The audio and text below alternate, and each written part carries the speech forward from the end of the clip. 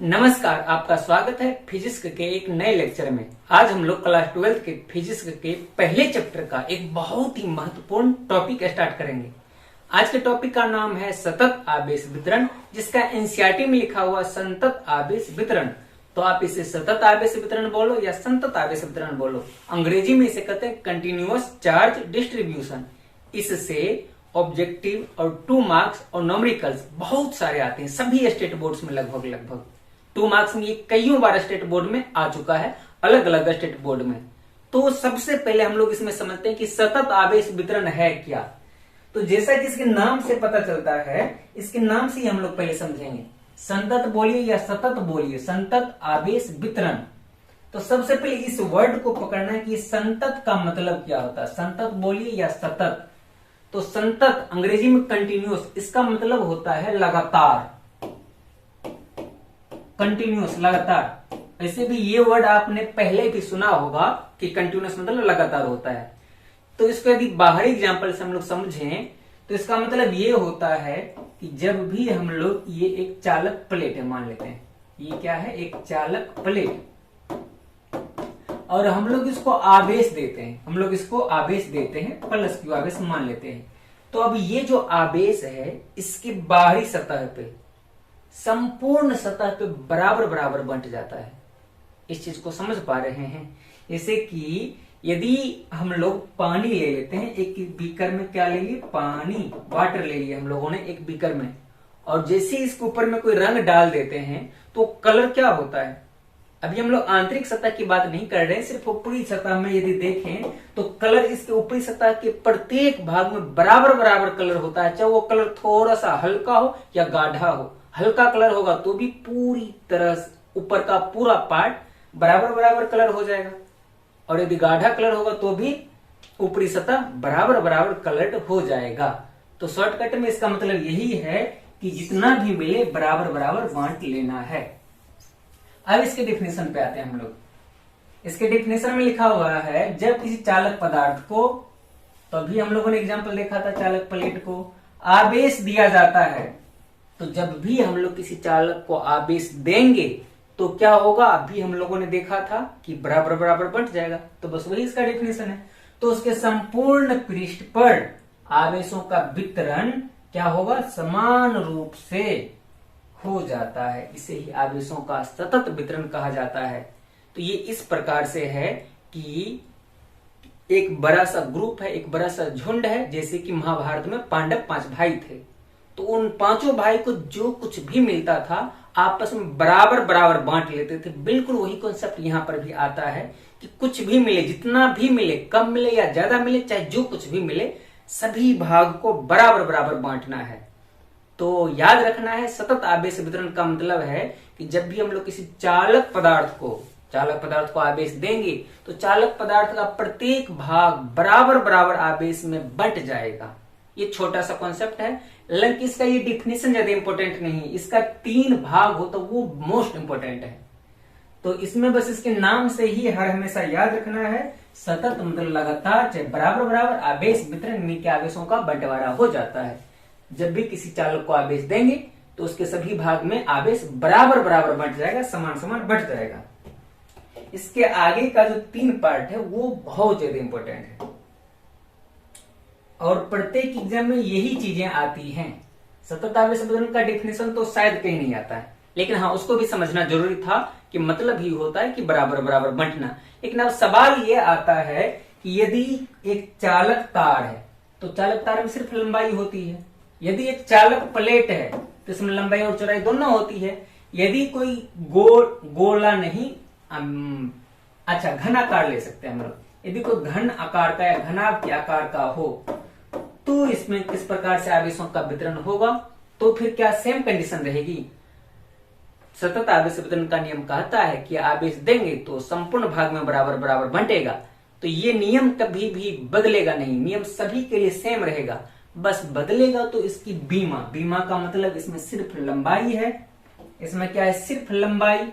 इसमें लंबाई और चौड़ाई दोनों है, लेकिन इसमें लंबाई और चौड़ाई और ऊंचाई 3 चीज है। तो इसी तीनों बीमा के आधार पे हम लोगों ने सतत आवेश वितरण को 3 भाग में बांट लिया।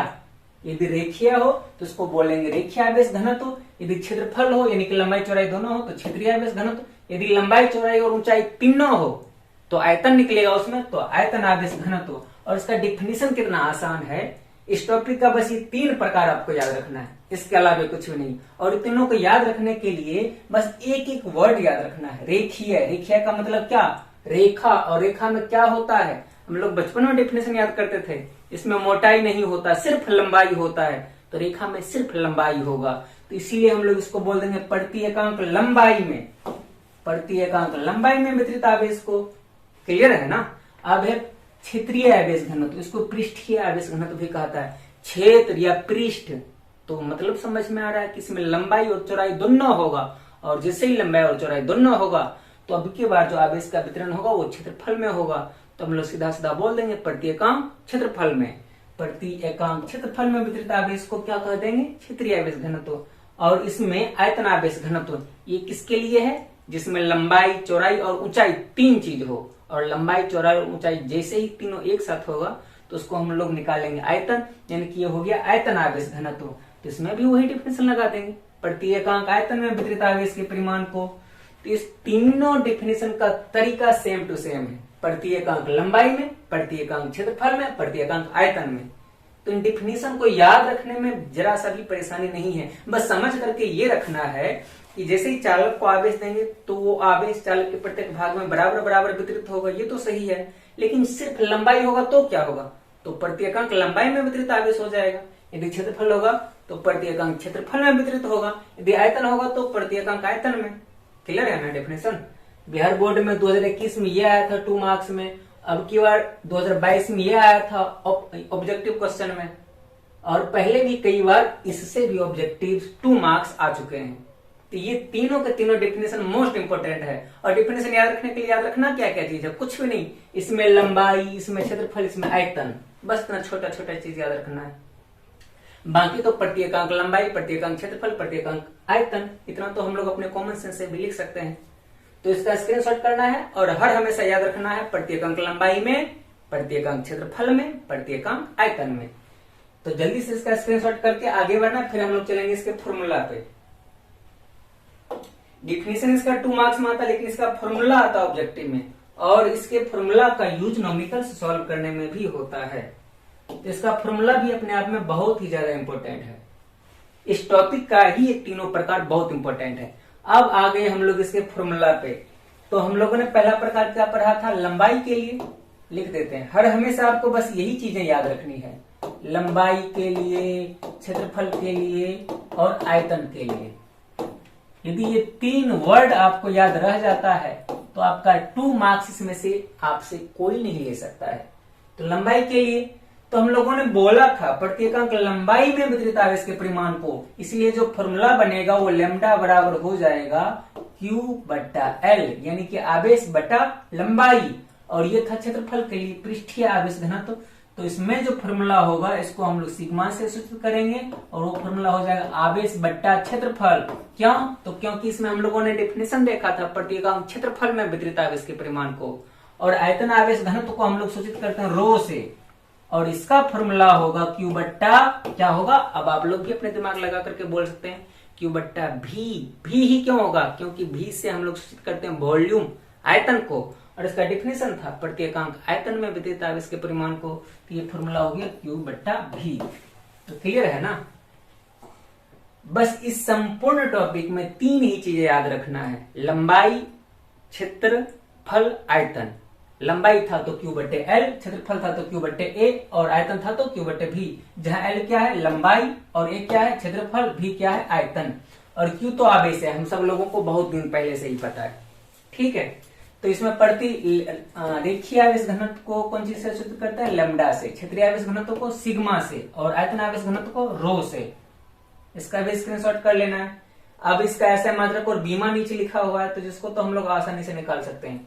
Q यानी कि आवेश, आवेश का ऐसा मात्रक कूलम्ब, नीचे L लंबाई, लंबाई का ऐसा मात्रक क्या होता है मीटर, तो कूलम्ब बटे मीटर इसका। यहाँ पे Q बट्टा A है, आवेश बट्टा क्षेत्रफल, आवेश का ऐसा मात्रक कूलम्ब, नीचे आवेश, आवेश का सॉरी क्षेत्रफल, क्षेत्रफल का ऐसा मात्रक क्या होता है हम लोगों ने 8th 9th 10th क्लास में पढ़ा है, मीटर स्क्वायर, वर्ग मीटर, इसका हो जाएगा कूलम्ब बटे मीटर स्क्वायर। यहाँ पर है Q बट्टे V यानी कि आवेश बट्टा आयतन। और आयतन का ऐसे मात्रक क्या होता है? लंबाई, चौड़ाई, ऊंचाई, 3 बीमा होता है इसमें, 3 डायमेंशन। तो मीटर को 3 बार ले लेंगे, क्या दिक्कत है? मीटर क्यूब, तो इसीलिए इसका ऐसे मात्रक हो जाएगा कूलम्ब बटा मीटर क्यूब। तीनों ऐसे मात्रक क्लियर हो जानी चाहिए। और बात रहा बीमा निकालने की, तो बीमा तो हम लोगों ने बहुत सारा प्रैक्टिस करके रखा हुआ है। आवेश का बीमा 80, 80, 80, तीनों में तो ऊपर में 80, 80 आ जाएगा। लेकिन लंबाई का, क्षेत्रफल का और आयतन का बीमा, तो इसमें भी कोई दिक्कत की बात नहीं है। लंबाई में 1 बार एल यानी कि सिर्फ एल, क्षेत्रफल में 2 बार एल यानी कि एल स्क्वायर, आयतन में 3 बार एल यानी कि एल का पावर 3, एल क्यूब।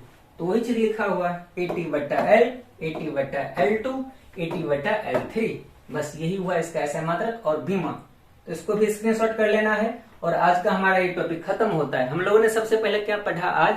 सतत आवेश वितरण का परिभाषा, जिसका सिंपल सा मतलब था कि जब भी हम लोग चालक को आवेश देंगे तो आवेश चालक के सभी भाग में बराबर बराबर बंट जाएगा। क्लियर है ना?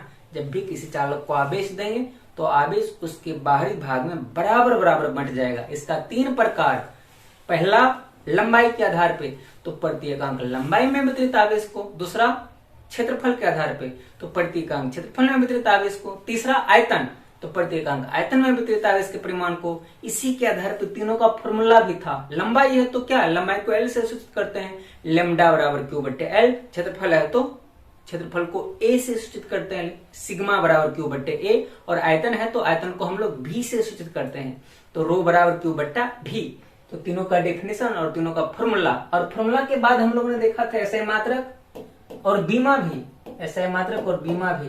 तो इस सबको भी याद रखना है। और याद रखने की तो जरूरत ही नहीं, याद बस 3 ही वर्ड रखना, लंबाई, क्षेत्रफल, आयतन। इतना याद रखिए, काम चल जाएगा सारा। तो इसका स्क्रीनशॉट कर लेना है। और मिलते हैं अगले क्लास में, तब तक के लिए धन्यवाद।